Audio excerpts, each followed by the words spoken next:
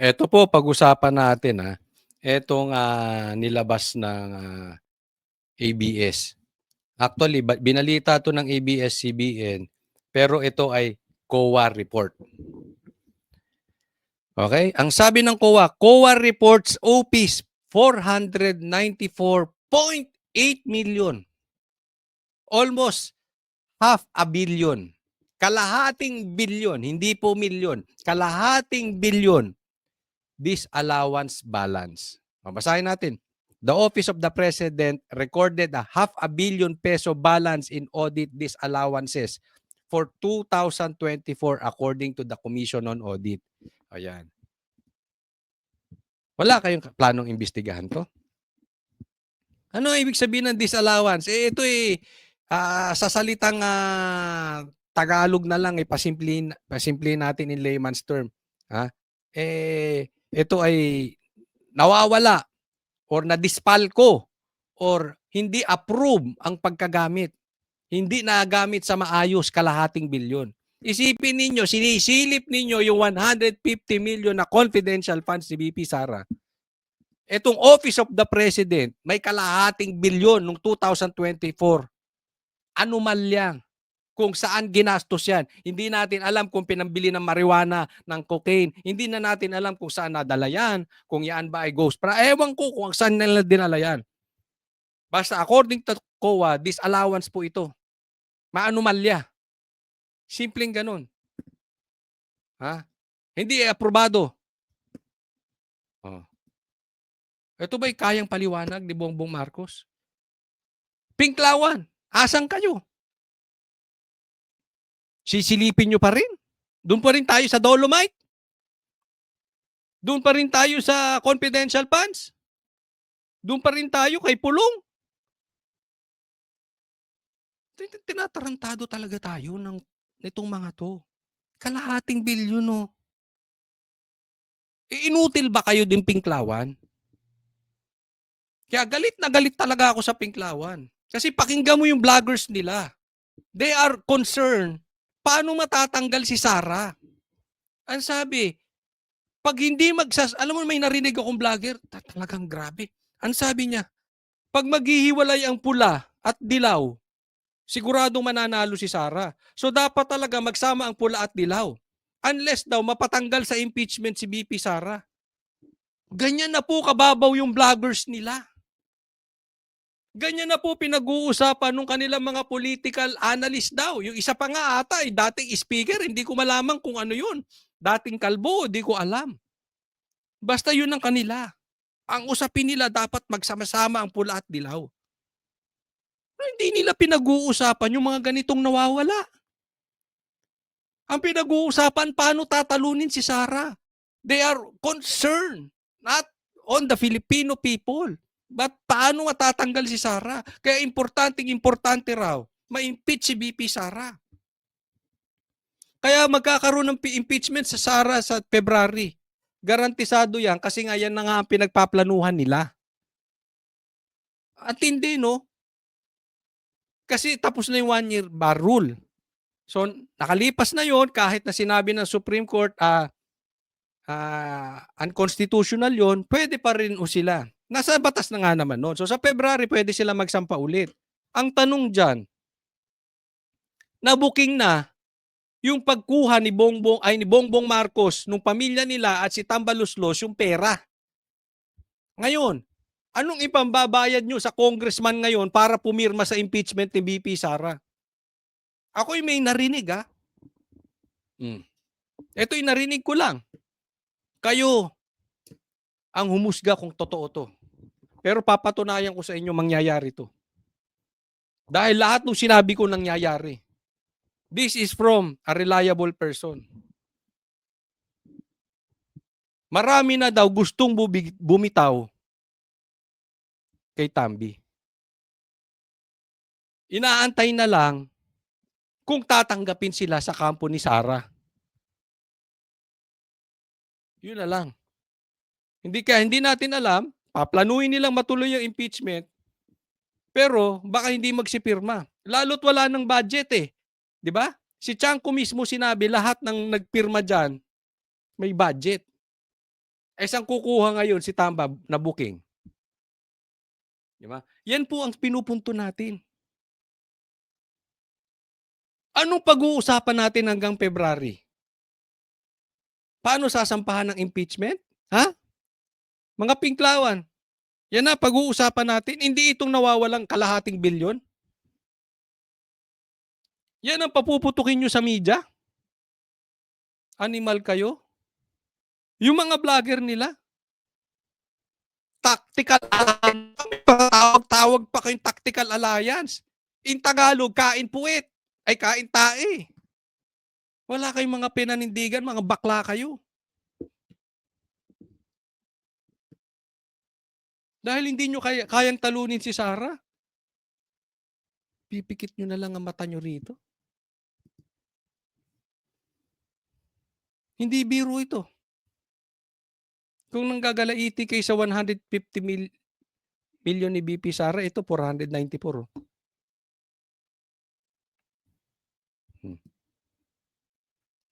Asan yan? Di ba? Bakit hindi kaya imbestigahan to ng ombudsman? Bakit hindi kaya imbestigahan to sa Blue Ribbon? Di ba? ICI kaya, ba't di rin kaya imbestigahan to? Pero higit sa lahat yung ombudsman eh. Ano? Wala kayo. Mga inutil kayo. So next. Ito po, tingnan natin. Nakita ko po ito sa nakita ko po ito sa YouTube. Ay, sa Facebook. Pero dito makikita natin. So, DDS ang Metro Manila. Patay. Pati Metro Manila ngayon DDS na. Yan ang pinagmamalaki nila. Balwarte daw ng mga Pinklawan ang Metro Manila. Tingnan po natin. Metro Manila. Duterte Sara 19%. Yung unsure 18%. Pero tingnan nyo ang Metro Manila, ang sumunod pa si Bongo. 16%. Alam naman natin, ito explain nating mabuti ito. Napaka-importante maintindihan natin. Si Bongo, hindi po tatakbong presidente yan. Hindi niyan kakalabanin si BP Sara. It's impossible. Kaya, yung nakuhang boto ni BP Sara, ay ni Bongo, ayan, pag hindi tumakbo, and I'm sure hindi tatakbo si Bongo, madadagdag yan kay Sara Duterte. Sigurado yan. Lahat po ng makabongo, sigurado makasara. Let me repeat that. Lahat po ng makabongo, makasara yan. So siguradong sigurado yan, ang total yan 35%. Pero hindi lahat ng makasara ay makabongo. Naiintindihan nyo po yun. Okay? So definitely, mag-giveaway yan si Bongo. Hindi niyan kakalabanin si Sara, hindi siya mananalo. And he knows it. At syempre, anak yan ng tatay ng kaibigan niyang si PRRD. So 35% yan. Ang layo ni Lenny tsaka ni Tulfo. Sasabihin ng iba, coach, paano kung nagsama si Lenny tsaka si Tulfo? Pwede. Okay? But definitely, hindi po lahat ng makatulfo ay iboboto si Lenny. Nagigets nyo? So hindi mo pwedeng idagdag yung 11% kay Lenny Robredo. Lalong-lalo na si Lenny, walang planong tumakbo. Sabi niya. Pero for discussion purposes, kahit tumakbo yan, hindi ibig sabihin, pag si Lenny ang tumakbong presidente, hindi ibig sabihin, lahat ng makatulfo iboboto si Lenny. Posibleng baka si Tulfo iboto as vice president. Naintindihan nyo? So, definitely sa Metro Manila, talagang taob lahat. Duterte yan. Punta tayo sa Luzon. Ang unsure, 20%. Sara, 18%. Lenny, 16%. Tulfo, 12%. At Marcos Aimee, 8%. Isa pa yan. Hindi po tatakbo yan si Aimee as president. Okay? So kitang-kita natin, lamang pa rin si Sara. sa Luzon. Sa Visayas, Sara pa rin. Ang layo lalo sa Visayas. Ang layo na ni Lenny. Sa katunayan, yung kasunod, mas kasunod pa yung unsure kesa kay Tulfo. So pagdating sa Metro Manila at saka sa Visayas, runaway po ang Duterte. Malayo po. Ang medyo posibleng dumikit ay Luzon. Pero Metro Manila at Visayas, runaway. Pagdating sa Mindanao, tapos na issue. Hindi lang runaway. Talagang niliparan ni Sara. Ang layo. 66%. Ang sumunod pa 9% si Bongo pa. Wala na si Lenny, oh. Buti pa nga si Grace po pumasok eh. Si Tulfo 5%. Anong point dito? Kahit saan mo dalhin, panalo ang Duterte. Kaya po ngayon, dito nakafocus. Babasagin ko ang katahimikan ng Dilaw. Kasi lahat po ng lalabas na pagnanakaw, pag-aadik ng gobyernong ito, mananahimik ang Dilaw.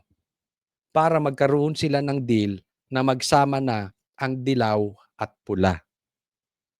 Tingnan nyo yung tono ng mga vloggers nila. Nandoon na eh. Yan na talaga ang focus nila. They are looking forward sa 2028. Okay lang yan bilang political analyst. Sa panig ninyo, naiintindihan ko yan eh. Mag-strategize na kayo. Ang problema, for the meantime, may 2026 pa, may 2027, may 3 taon pa. Almost 3 years. Nanakawan tayo ng nanakawan ng gobyerno na ito. Tapos ipagtatanggol ng pink, tatahimik sila. Mauubos ang kaba natin. Kawawa yung mga Pilipino. Di ba? Hindi naman magbabago yung pinklawan eh. Talagang kahit anong gawing pagnanakaw ng Marcos administration, ipagtatanggol nila yan. Wala silang makikita dyan. Ipagpapatuloy lang nila ang paninira sa Sara. So, while yung kanilang political analyst, political strategist, political expert nila ay nag-strategize, sino nagsasuffer? Tayong Pilipino.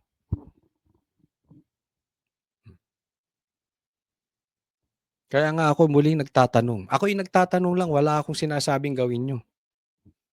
Sana gumalaw ng mabilis ang Supreme Court. May mga nakahain na dyan eh. Sana naman, wag bingi ang AFP natin. Nagawa na ng Pilipino ang kanilang parte. Kayo, anong gagawin ninyo? Next topic. Ito. Binalita. Ha? Marcos Jr., bigyan natin ng komentaryo. Marcos Jr., bukas sa dialogue kay BP Sara para umano sa unity ng bansa. Bukas umano si Pangulong Marcos Jr. sa pakikipag-usap kay Vice President Sara Duterte alang-alang sa pagkakaisa at pambansang interes. Bongbong, naloko mo na kami dyan sa lintik na pagkakaisa na yan eh. Nung nag-unity team kayo, wala kayong pinangako. Hindi nyo kami naloko, Banateros. Hindi nyo kami naloko. Nakinig kami kay Tatay Digong na ikaw ay bangag. Hindi nyo kami naloko. Tapos eto na naman kayo. Kokontrahin na naman kita dyan sa lintik na pagkakaisa na yan. Huwag na kayong papabudol dito. Sara, once and for all, huwag ka nang magpaloko rito. Ipinalibing ng tatay mo, yung tatay nito. Pero anong ginawa niya? Gustong ipalibing yung tatay niyo sa dahig. Huwag kayong papabudol dito. Animal tong tao na ito. Wala pong puso yan, animal yan. Sasakmalin ka niyan. Baka mamaya turuan ka pang magdroga niyan. Baka mamaya nag-aalmusal ka na lang marijuana. Huwag kang papaloko dyan. Huwag ka ng dialogo. Anong gagawin yan? Kunwari, sabihin, pauwiin ko si Bongbong Marcos, huwag ka nang tumakbo. Tanga! Hindi kami maniniwala diyan. And we will do our part to convince VP Sara na tumakbo. We will do our best. And we will do our best na wag na makipag-usap sa'yo. Kontrahin po natin 'to. Ako naman sa tingin ko hindi na niya mauuto si Sara, eh. Sa tingin ko naman hindi na rin niya mauuto ang taong bayan. Hindi niya na mabobola. Pero ganun pa man, isigaw natin, hindi natin gusto 'to. Ano, ikaw pa biktima? Ito ang binigyang diin ng Malacanang sa gitna ng umiinit na tensyon sa politika. So hero ka pa. Nagpapakumbaba ka na willing ka makipag-dialogue. So pag hindi nakipag-dialogue si Sara sa'yo, siya ang masama. Ikaw mapangkumbaba ka ba? Alam mo, ako asar na asar ako. Tatandaan po natin to. Iba ang humility, iba ang false humility. Ang pinapalabas dito ni Bongbong, humble siya. Nagpapakumbaba siya. Hindi po. False humility yan. Ang totoong humility is alam mong nagkakagulo sa gobyerno mo. Makinig ka, Bongbong Marcos. Nagkakagulo. Whether ikaw may kasalanan or hindi. Dawit ang pamilya mo, asawa mo, anak mo, bayaw mo, pinsan mo. Kung may humility ka, wala kang pride, magbibitaw ka. Sasabihin mo, oy, alam ko hindi guilty yung pamilya ko. Pero magbibitaw ako nang sa gayon, hindi ko maimpluwensyahan ang investigasyon ninyo. Do whatever you want. Kung may kasalanan yung anak ko, hindi ako makikialam, ikulong nyo siya. Parang yung sinabi ni PRRD. Pag may kasalanan yung anak ko, barilin ninyo. Hands off ako, hindi ako makikialam.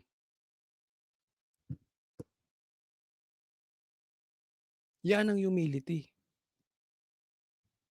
Wag nyo kami lukuhin sa false humility. Hindi ka lulusot. Promise, hindi ka lulusot sa akin. You don't pretend to be humble. Not on my watch. Ito siguro ay hindi sa pagmamalaki, okay? Pero ito ay isa sa mabilis kong maamoy. Kung yung tao pa-humble lang o talagang humble.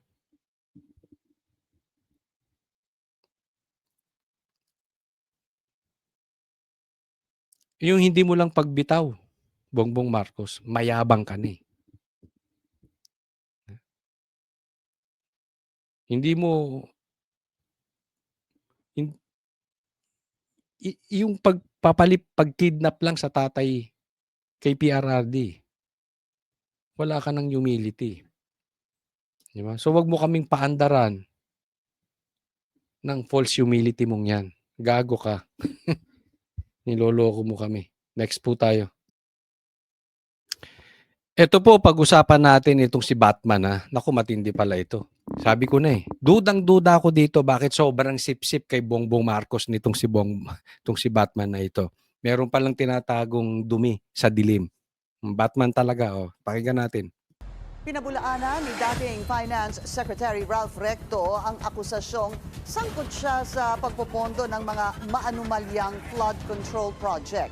Una nang sinabi ni retired Supreme Court Senior Associate Justice Antonio Carpio na iniutos ni Recto ang remittance ng bilyong-bilyong piso mula sa PhilHealth at Philippine Deposit Insurance Corporation o PDIC. Nasa 167 billion pesos umano ang dinivert na pondo sa Bureau of Treasury para sa unprogrammed appropriations. Ayan. So, yung 167 galing sa PhilHealth at sa PDIC inilipat. Okay? Kasi po bawal yun. Kung saan intended dapat yung pera, doon mo gamitin. Kung saan sinabi ng batas, yan ang napag-usapan, yan ang napagkasunduan, yan ang napirmahan, dyan mo gamitin. Hindi ka pwedeng lipat ng lipat. Pala desisyon itong si Recto. Saan yan dinala? Pakinggan natin. Sa On Point ng Bilyonaryo News Channel, sinabi ni Carpio na pasok ito sa plunder at technical malversation. Plunder ang kaso niyan. Kulong po yan. Sige, plunder at saka technical malversation. Technical malversation is a situation where the law, there is a law saying that this money should be used to build schoolhouses. You use the money to build a bridge. You did not steal a single centavo. That is technical malversation because the law says you build a house, schoolhouse. And that's a law. You have to obey that. The law says this should be used only for operations of PhilHealth. You used it for flood control. Ayun, yun ang matindi ron. So, sa PhilHealth dapat, inilipat. Okay? Illegal po yun. Criminal po yun. Kahit na hindi kinulimbat kahit piso ni Recto. So, technically, yung paglipat mo lang, bawal yan. Diba? Kahit wala kang ninakaw. Kahit zero. Pero ang nakakapagtaka dyan, bakit sa PhilHealth dadali mo sa flood control? Yung mga ganong klase. Ano ang motibo mo? Anong purpose mo? Kung hindi ikaw magnanakaw, bakit mo nilaan dyan? At sinong amo mo ang pinagsisilbihan mo para nakawin dyan? Yun ang nakakapagtaka ron.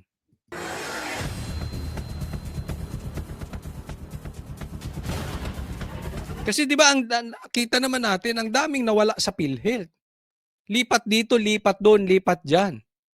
Pambira. Bakit PhilHealth pa kinuhanan nyo? Sabagay madaling nakawan itong pagproyekto ng DPWH, pagpatungkol sa flood control, madaling nakawan eh. Git din ni Carpio, walang excess funds ang PhilHealth at tanging ang Pangulo lang ang maaaring maglipat ng savings ng mga ahensya. If you talk of excess, that means you don't need it for that year. But so many hospitals have not been paid. So many private hospitals are closing because PhilHealth has not paid them. Ayan. At unang-una dyan, dapat yung excess lang ang pwede ilipat, ang punto niya. Anong excess? Yung hindi mo kakailanganin within 1 year. Okay? Pero kulang na nga eh. Sa katunayan, dapat pa nga dagdagal natin sa PhilHealth. Dahil dyan po talaga bagsak ang Pilipinas. Ang dami pong punta po kayong public hospital. Ang dami pong nangangailangan ng tulong. Kaya, alam nyo, nakakaasar talaga na yung pinagkukuhanan nyo pa ng nakaw, galing PhilHealth. Na ang nakataya dyan ay buhay at kalusugan ng taong bayan para ka lang makabili sa Forbes Park. Na instead na sana ang pinoproblema na lang ng Pilipino ay yung kanyang sakit, paano siya magpapagaling, poproblemahin mo pa yung pambayad. Dahil walang suporta ang PhilHealth, yung pambayad sa ospital. At maraming ospital at maraming doktor hindi na nababayaran ng PhilHealth. Kaya yung iba ayaw nang tumanggap ng PhilHealth, naiintindihan po natin. Tapos na nakawin.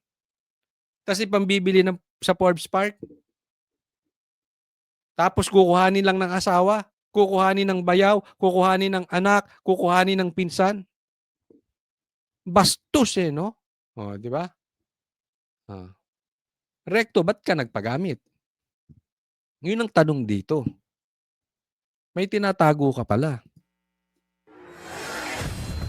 Pero ayon sa dating Finance Chief at ngayon Executive Secretary, walang kinalaman ng DOF sa flood control projects. DPWH daw ang may accountability sa mga proyekto. Ang papel-anya ng DOF ay pataasin ang national revenue at bantayan ang mga utang at deficit ng gobyerno. Ayan. So tingnan natin, kailangan maimbestigahan to kasi iba sinasabi ni Carpio, iba sinasabi ni Recto. Okay?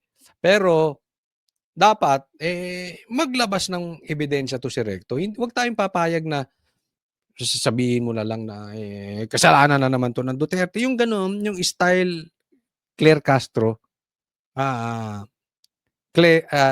style Sandro, DDS 'yan, DDS, 'wag gano'n, Hindi gusto ng mga Pilipino yung ilalipat niyo lang yung yung katarantaduang ginawa ninyo sa mga Duterte. Magpakita kayo ng ebidensya, even kasi yung ibang lawyer talagang katulad ni Claire Castro, yung reasoning nila hindi na parang lawyer. Kahit di ka lawyer, magpakita ka naman sana ng sustansya, ha?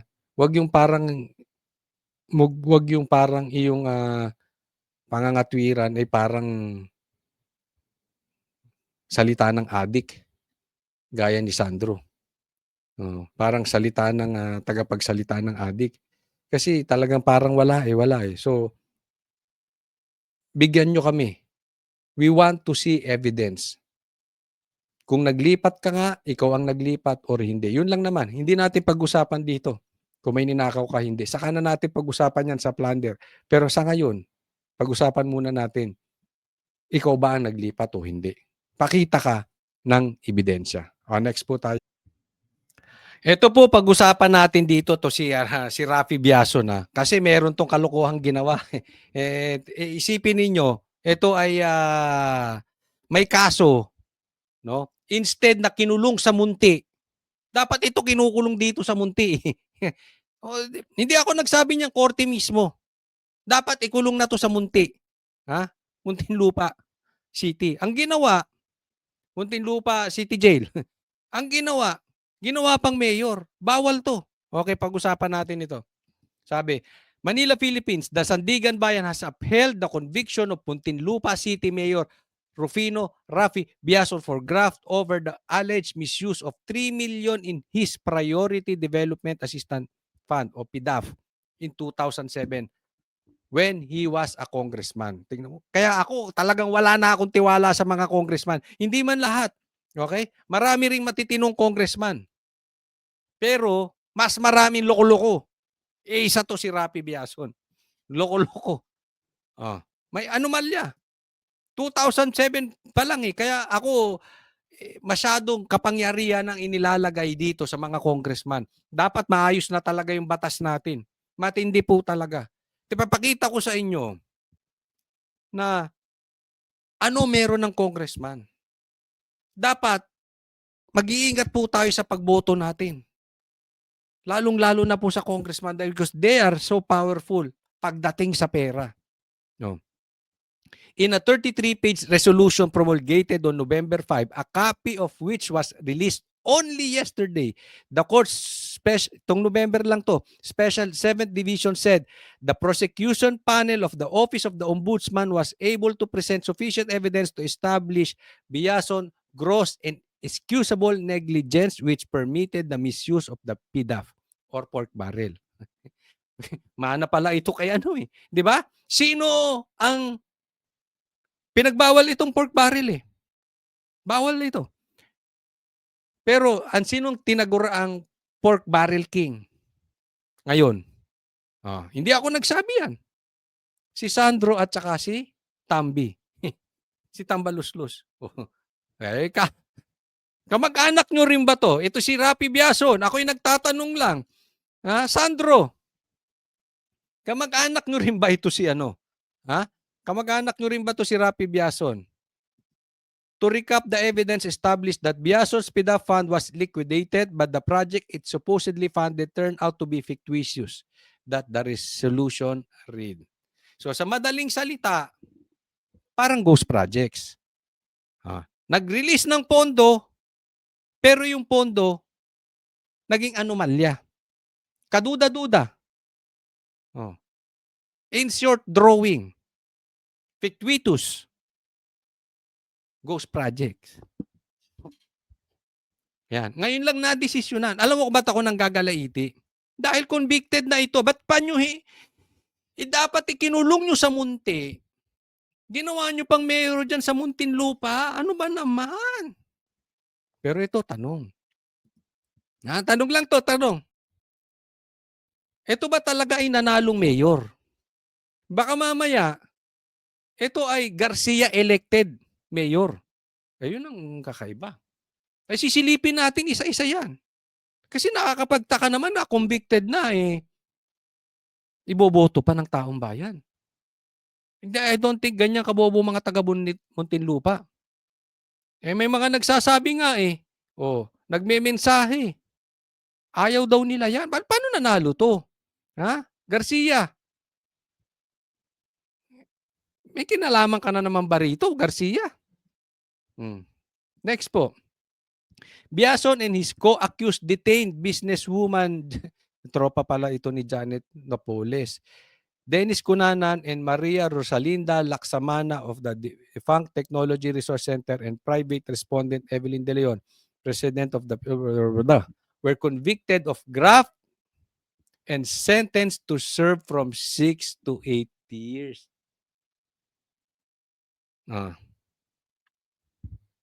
Convicted. Graft. Sa Tagalog, magna. Wag na natin paano. Kung ano man technical na ibig sabihin yan. Ginamit yung pera sa hindi dapat pinaggamitan. Simple. Sa Tagalog, magna. Kamag-anak to. Bongbong, kamag-anak nyo ba to? Baka ito ay Rapi Biason Marcos. Kayo nagtatanong lang Were sentenced to serve from 6 to 8 years of imprisonment. Aside from being perpetually disqualified from holding public office. So 6 to 8 years.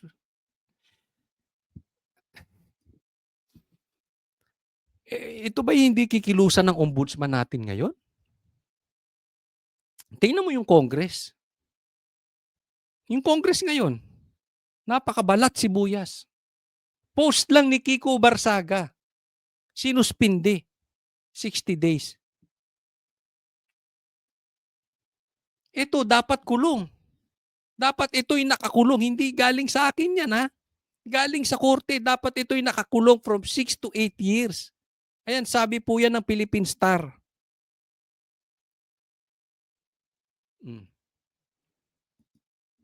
At dapat hindi na nakakatakbo. Garcia, ano ka ba? Bakit nakatakbo ito? Yung 3 boto ng Duterte Youth Party List, panalo.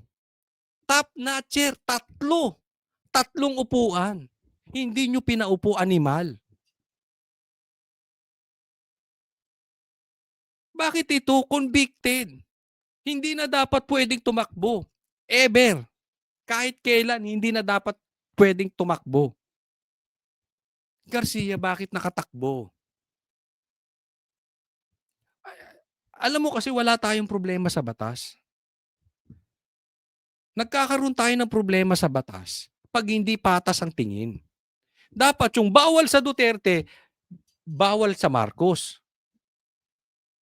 Yung bawal sa pink, bawal sa pula. Bawal sa green. Yung pwede sa Marcos, pwede dapat sa Duterte. Kaya nga, ang tanong ko dito, Garcia, asan ka?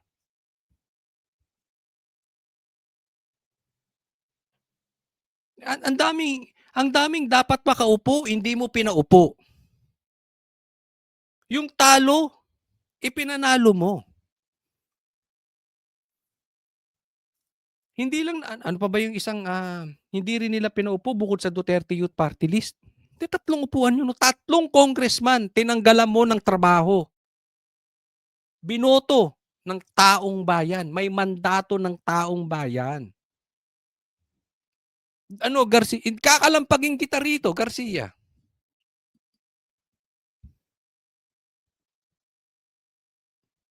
Ba't to naging mayor?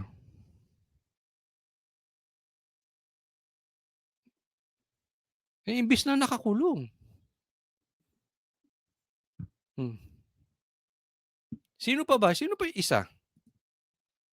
Alam mo tayo, wala tayo ditong palapanigan. Doon lang tayo. Ngayon, pag sinabi ng korte, di ba? Inosente si Biason. O di okay lang. Pagka ando doon, But as of the moment, yan ang sinabi, 6 to 8 years.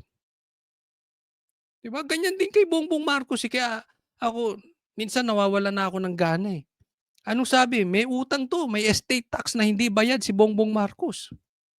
Final and executory. Ang laki nun.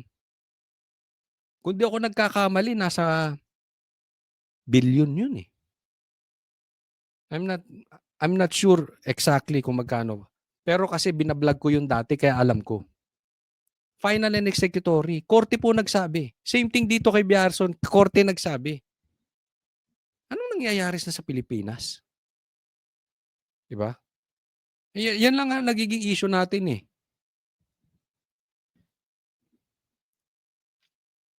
Hmm. Marami pang kasunod 'to. Pagka ito'y talagang, hindi hindi 'to nagkaroon ng, sustansya, hmm, at patuloy niyong sisilip-silipin lang, yung patungkol sa Duterte, yung Dolomite Beach, et cetera, si Kiko Barsaga, yung mga ganyan. Pero yung mga ganito, tahimik kayo? Hindi po namin kayo tatantanan. Maniwala po kayo sa'kin, hindi namin kayo tatantanan. Dapat po ang batas, patas. Eto, pag-usapan muna natin itong itong mahiwagang bridge na ito. Puwede natin 'to pangalanang London Bridge. Hindi po babagsak 'yan. Sa Davao po 'yan ginawa, eh. Okay. So merong dito, merong balita. Di umano muntik madisgrasya dito si Bongbong Marcos. Ayan, pag-usapan natin. Bubuksan na sa publiko ang Bocana Bridge sa Davao City sa susunod na linggo. Ang tulay na ito ay parte ng Davao City Coast. Ang lintik, no? Ang ganda. Ay, sako. Alam mo, inaantay naming bridge, yung Samal Bridge. Naku, maganda ron. Kami pinapasyal doon ng maraming salamat sa KOJC sa SM Inay. Dumadaan kami doon, Roro pa lang, saglit lang yon, pero ginagawa ng bridge. Pero bago tayo pumunta ron at habang inaabangan natin yon, eto muna tayo sa bridge na to, napakaganda. Ang tindi nito, malupit. Talong-talo talaga ang mga nandito sa Metro Manila. Sige, tuloy. Coastal Bypass Road Project sa ilalim ng China Road and Bridge Corporation o CRBC. Ito ay magagamit. We will open the bridge on the 15th. Sa 15 nila bubuksan. Hindi importante kung kailan nyo bubuksan. Ang tanong, kailan yan na-conceptualize? Sinong gumawa niyan? China. Merong bagong tandem. Si Bongbong at saka sa China. December 15 gagawin na. Matatapos yung buong bypass by December 2027. So tuloy tapos na lahat ito all the way. Ayun. So yun ang ibig niya sabihin, gagawin na sa December 15 at matatapos sa 2027 all the way. So madaling salita, ang pinapalabas nito kanyang proyekto. Hindi man lang niya babanggitin dito, ito'y panahon pa ni Duterte. Proyekto po ito ni BP Sara. Excuse me po. Makikipag-deal ba ang China kay Bongbong? Hindi, yung totoo lang. Huwag nga tayong maglokohan. So ito hindi proyekto ni Bongbong. Isipin mo, walang proyekto si Bongbong. Kasi ito'y credit grabber lang, eh. Inaangkin niya nang dahil sa kanya. Kaya ito matatapos. Hindi, kahit wala ka, kahit hindi ka nabuhay sa Pilipinas, Bongbong Marcos, tapos yan. Ang punto dito, wala kang proyektong ganyan, tapos bigla-bigla, sa Davao merong proyekto ka? Sa buong Pilipinas, wala kang ganyan, eh. Sino maniniwala na kaisa-isa mong proyekto na ganyang kaganda, na bridge, na infrastructure, sa Davao mo pa gagawin?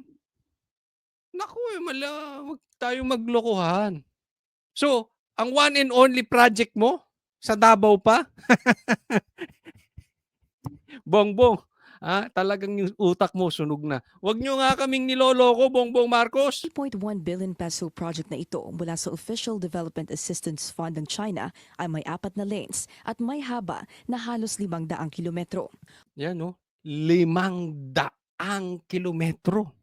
500 kilometers. Matindi ang proyekto na yan. Huwag na natin paglayo-layuin eh. Hindi po arok ni Bongbong Marcos yung ganyang klaseng proyekto. 500 kilometers na proyekto. Yung Ilocos Norte nga hindi nila maayos. Aayusin pa nila yung Davao. Huwag na tayong maglokohan. Hindi kayang abutin ng utak yan ng adik. Mula 1.5 oras, 20 to 25 minutes na lang kapag tatawid sa eastern and western coastal areas ng Davao City. Ang sarap magmotor dyan, o kaya, yung hataw-hataw ka ng kotse dyan. Ako. Tinatayang nasa 14,000 vehicles din ang maaaring dumaan sa tulay araw-araw.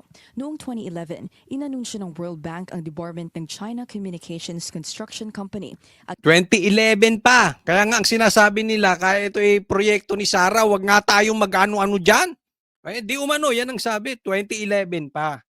Okay? In short, hindi ito kay Bongbong Marcos. All the more, China pa. Si Bongbong pro-China? designated successor ng contractor ng tulay na ito na CRBC.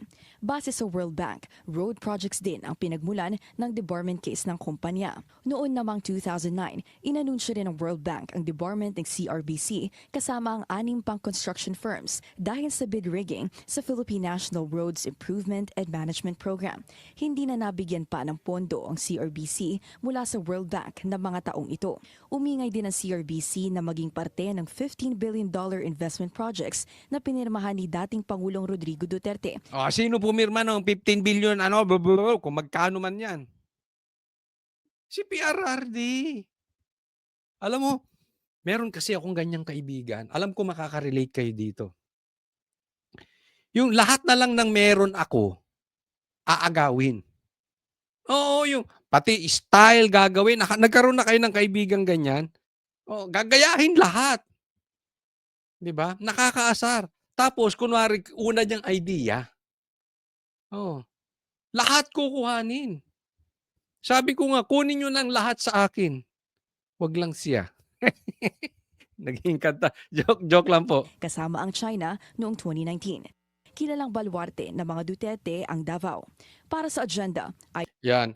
Itong dito, ito Bongbong Marcos, itong sabi nila, okay, pinayuhan to si Bongbong Marcos. Di umano. Umalis ka agad dyan sa Davao City. Bakit? Stricto po sa adik dyan. Madidisgrasya ka dyan. Muntik na nga daw to madisgrasya dito. Kasi baka mamaya, ito nagpag-iingat tayo kasi sa lahat ng syudad sa Pilipinas, sensitive ang Davao sa adik. Delikado ka dyan. Baka mamaya merong naiwan sa bulsa, yung almusal mo. Baka naiiwan mo, Bongbong Marcos, yung almusal mo, yung sabi ng kapatid mo na si Amy, iba yung almusal mo. Baka may naiwan dyan. Ayari ka. Madidisgrasya ka dyan. Oo. Kaya mag-iingat ka ng punta-punta sa Davao. Delikado. Medyo yung damit mo, papalaban mo ng maayos. Ang masama nito, ito. Baka may nalaglag na buhok. Si Bongbong dyan. Maraming nag-aabang.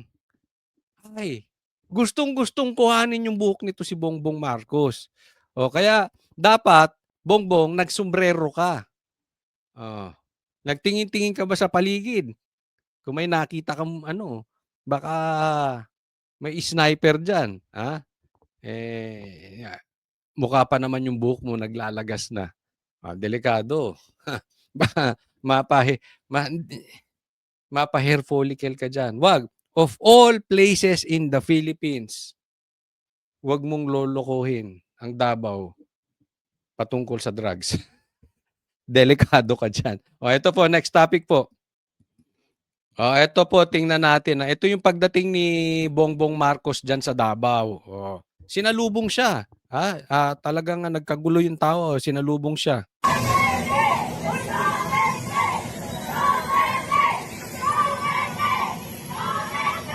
Alam mo, namimiss ko na yan, ha? Yung sigaw ng puro Duterte, Duterte.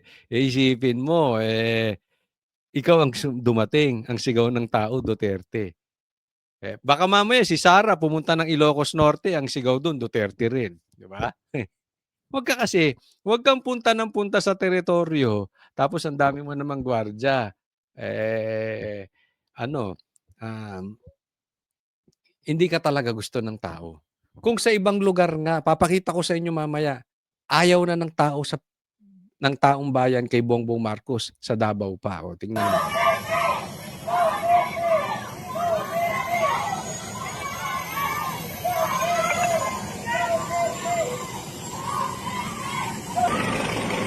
Ang sakit sa puso niya, no?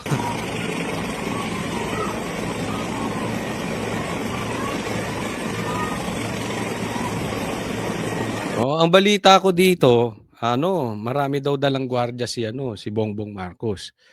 Marami rin siyang for his protection naman. Normal naman 'yun sa isang presidente. Oo, balita ko din marami rin siyang dalang barbero for the protection of the hair. Oh, lang 'yon, nakabantay lang 'yon, para kasi pag may nalagas na buhok, may nalaglag, kailangan pupulutin agad 'yon. Pupulutin 'yon kahit malakas ang hangin ng helicopter, pupulutin agad ng barbero 'yon. Oh, katiwala nila, katiwala nila yung barbero ni Bongbong Marcos. Dahil sa lahat ng pinoproteksyonan ni Bongbong Marcos, more than proteksyonan niya yung asawa niya, mas pinoproteksyonan ni Bongbong Marcos yung buhok niya. Kasi delikado siya. Pag may isang balbas man lang na lagas, yari si Bongbong.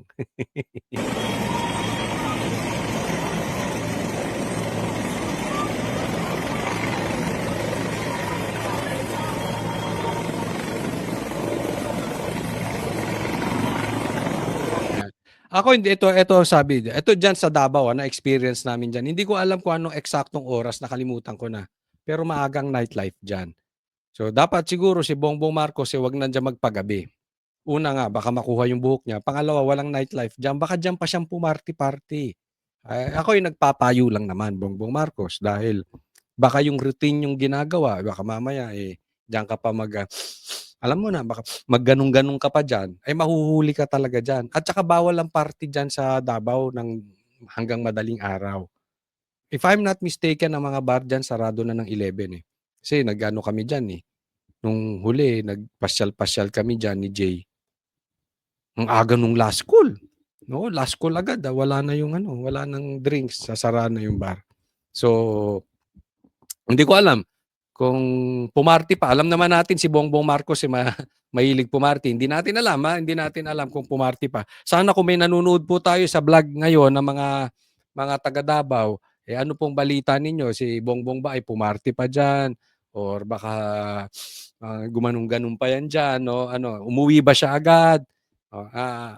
Pero yun nga, sabi ko nga, delikado siya diyan. Huwag niyang gagawin yung huwag ka na diyan mag-almusal.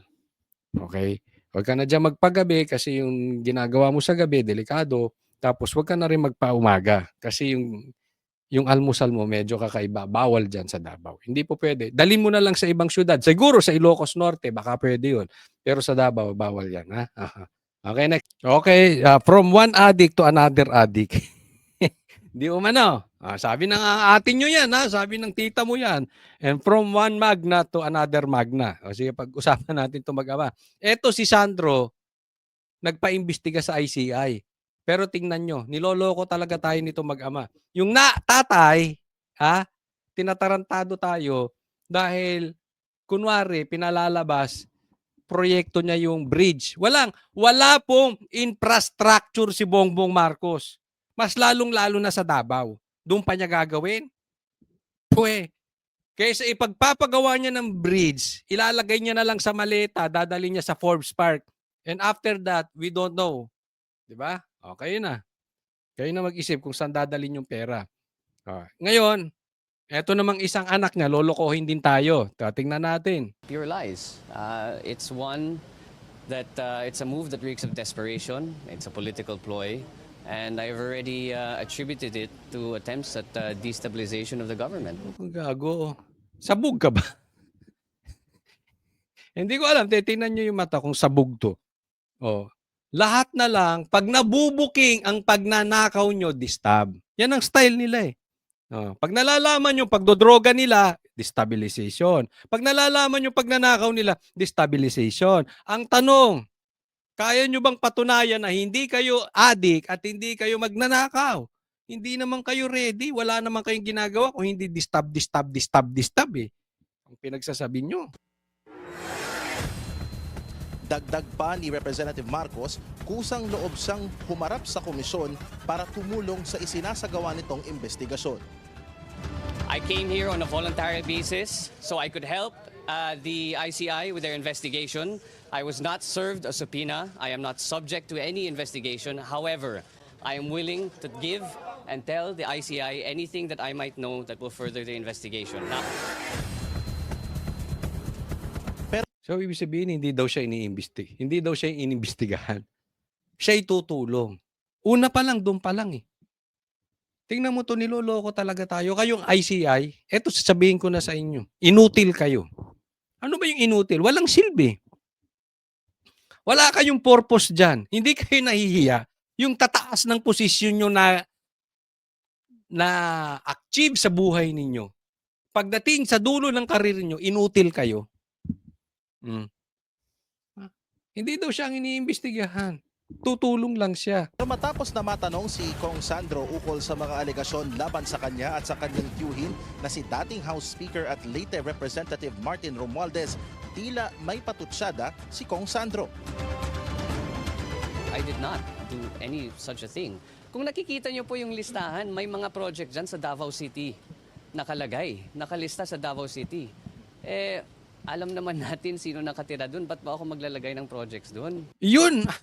Siya pa ang nagtanong, of all people, ikaw pa, tinan mong gago to. Gago, adik ka. Tinatanong niya, bakit naman ako maglalagay ng proyekto sa Davao? Alam naman natin sinong nakatira doon. Ikaw ang dapat naming tanungin. Bakit ka maglalagay ng proyekto doon? Di ba? Kasi, madali naman yan eh. Kung may nakalagay na insertion, di umano, sinabi, hindi ko kasi na-check na yung sinabi ni Saldico, yung ebidensya, kung saan-saan meron siyang insertion. Okay? Hindi ko nakita. Admittedly, hindi ko nakita, hindi ko na-check kung may Davao. Ngayon, kung may Davao nga, ba't kami tatanungin mo, bakit? Ba't ka naman maglalagay? Ikaw dapat tanungin namin. Kasi wag mong kakalimutan, ha? Kayong dalawang na magtsuhin, binansagang kayong pork barrel kings. Bakit yung allocation ng DPWH, kayo magtsuhin ng pinakamalaki? Ang liit ng populasyon ng distrito ninyo. Doon pa lang eh. Nakakagago na. Oh. Tapos, ang laki ng insertions nyo. Bakit hindi mo patunayan dun sa nilabas na insertion, meron namang record dyan ng kamera. Bakit hindi nyo patunayan kung saan napunta yung proyekto na yun? Kesa i-deny nyo nang i-deny, ba't kayo nag-insert? Naka-record naman kung kaninong request yung insertion na yun eh. Oh, di ba? Talaga niloloko tayo na ito mga to. Corina, nauna na ring nagpahiwatig kanina ang presidential son na bagamat nag-request siya at pinagbigyan yung kanyang request for an executive session, ay handa raw siya at binigay niya ang kanyang full consent to the ICI na isa publiko yung kanyang testimonya na na-record kanina during that executive session. Yan ay kung hindi makikita ng ICI na makakasagabal ang mga sinabi ng anak ng Pangulo sa kanilang investigasyon. Inaabangan pa rin natin sa ngayon, Corina, kung sino ang mga nakaschedule na lalabas bukas dito sa ICI at kung sila ay magre-request din ng sarili nilang executive session o ipala-live stream ang kanilang mga testimonya. Corina. So handa na siguro, Paolo, ang ICI na halos lahat na siguro ng susunod mula sa Congress. Ang itong sinabi, okay? Handa daw nagpa-imbestiga ito si Sandro sa ICI. Pero nag-request ng executive session. Okay? Mamaya i-discuss natin. Hihimayin natin Congressman isa-isa. kahapon hanggang kay Presidential son Sandro Marcos today na ito ay hindi magiging live. So kumbaga hindi rin makukuha ng publiko yung kanilang hinihingi na transparency. Na para bang tila nag-aabang tayo dito, Corina, kung sino ang mga mambabatas o di kaya resource person na willing na magpa live stream ng kanilang mga testimonya dito, kasi inaantay din natin minsan on the day itself nalalaman na lamang kung papayagan ba yung kanilang request for an executive session o di kaya sila ay magsasa publiko ng kanilang testimonya, but just the same ay nakahanda naman yung body ng ICI maging kaming mga nagko-cover dito o ukol sa mga posibleng mangyari. Si Corina. Congressman Roman Romulo ay mayroong sinabing dahilan kung bakit siya humihingi ng executive session. Dahil daw baka ang kanyang mga isisiwalat ay magiging banta sa kanyang buhay. Si Presidential son Sandro Marcos naman ay meron bang binigay na dahilan? Wala naman siyang ibinibigay so far na dahilan at hindi rin natin natanong kanina kung ano ba yung kanyang reason bakit initially he wanted to have an executive session. Pag-usapan natin. Nagpunta dyan si ng kusang loob. According to Sandro. Tingnan nyo kung paano drama tong ginagawa nila. So sabi niya, executive session tayo. Siya nag-request. Okay? Ito namang ICI, tanga rin. Tinanggap. Di ba? Okay. Tapos, sasabihin nila, pagkatapos ng executive session, yung executive session sila lang mag-uusap. So, hindi live. Supposedly live yan eh. Ngayon, pagkatapos ng investigasyon, bigla mong sasabihin, kung hindi ito makakasagabal sa pag-iimbestiga ng ICI, pwede niyong sabihin kung ano na pag-usapan natin sa executive session. Tingnan mo itong plastic na ito. Mana doon sa tatay niya. Yung tatay niya, credit grabber doon sa bridge. Ito naman, ang pinapalabas niya, matino siya. Nagmamagandang loob pa siya. O okay lang. Ilabas ninyo kung ano na pag-usapan sa executive session. Tanga. Puro mga tuta ng ama mo yan eh. Nag-executive kayo, kunwari inimbestigahan ka, tapos maglalabas na lang sila kung ano na pag-usapan sa executive session. So ano mangyayari doon? Malinis ka. Di ba? Oh, hindi panloloko yun. Bakit in the first place, hindi na lang inilive? Yan ang problema dito sa ICI na ito. Executive session pa kayo. Kaya walang naniniwala sa inyo, mga inutil kayo sa ICI. Inutil kayo. Tanggapin nyo yun. Yun ang katotohanan. Magpapa-executive session tapos kunwari gusto mo ilabas at publiko yun na pag-usapan. Tingnan mong loko-loko to. Talagang itong mag-ama, talagang niloloko tayo mga Pilipino.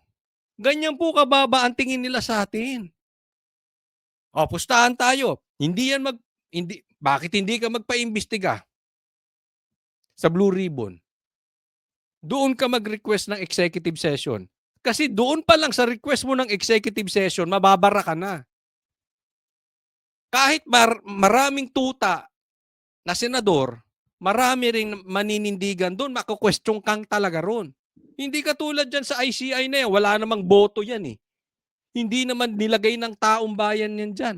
Nilagay yan ng tatay mo dyan. Pasahuran ng tatay mo yan. Huwag nga kami. Hindi kami adik katulad ninyo, huwag nyo kaming niloloko. We are not stupid. Tigil-tigilan nyo yung drama nyong ganyan. Kusang loob, magpapa-imbestiga. Ikaw pa ang malinis. Nagkusa kang loob na nagpa-imbestiga at okay lang ilabas sa'yo after mo magpa-executive session. Malay namin kung anong pinag-usapan nyo ron. Malay nyo, drugs yung pinag-usapan nyo. Hindi po tayo nag-ano, but anything goes there. Anong gusto mo? Pag sinabi ng ICI, malinis ka, maniwala na lang. Dahil sinabi ng 3 tao na walang nakarinig, ang buong Pilipinas, maniwala na lang. Na yung 3 tao na yun, tinayo ng tatay mo. Hindi ka ba naman loko-loko? Hindi sana, lahat live na. Kayo ICI, wag na kayong mag-imbestiga kung executive session lang. Tapusin niyo na, alisin niyo na 'yan. Pero ang nakakagulat doon ay tila after nung request nga niya for an executive session ay tila biglang naging willing siya. Kumbaga nag-ibang ihip ng hangin at sinabi niya bigla na sige, kung walang hindi naman ma-jeopardize ang investigation ng ICI, edi go, ipalabas natin sa publiko ang aking naging testimonya. So that's a little bit of something na inaalam din natin, and we will probably ask from the ICI officers here kung bakit nga ba nauwi sa ganun na for initially executive and then biglang willing. Sino ultimo bilyonaryo, duda? Duda sa kagaguhan nitong adik na 'to. Bakit biglang nagbago ang ihip ng hangin? Gusto ilabas kung ano naimbestigahan sa kanya. Pagkatapos na sila lang nag-uusap, hindi sinali publiko. Ay, naku kayo. Wag niyo kaming pinagloloko dahil sa totoo lang, adik lang maniniwala sa inyo. Ewan. Teka muna, ano na nangyari dito sa aking ano? Sige, tuloy tayo. Next po. Ito po, tingnan natin, ha? Sabi dito, ICI in ICU. Nagdedelikado na ang ICI. Azurin reportedly mulls resignation after Babe Singson exit. Pagkatapos ni Singson, si Azurin naman magre-resign. Alam mo, tama lang yan. Iwanan nyo na yung ICI na yan kasi sa totoo masisira kayo dyan. Ha? Isipin mo, yung sinabi kong after nyo, sa dulo ng inyong career, ang tatapos sa career ninyo, ang maaalala ng tao, ikaw ay naging member o isa ka sa nag-imbestiga sa ICI. Basang-basa. Sirang-sira po ang imahe ng ICI. Wala pong naniniwala dyan. Even yung mga pinklawan, hindi sila naniniwala dyan. Kunwari lang naniniwala sila. Kasi nga, kinakain nila yung tayo ni Bongbong Marcos. Di ba? Para na lang hindi sumama sa publiko at makalaban nila ang Duterte. Pero wala talagang naniniwala dyan.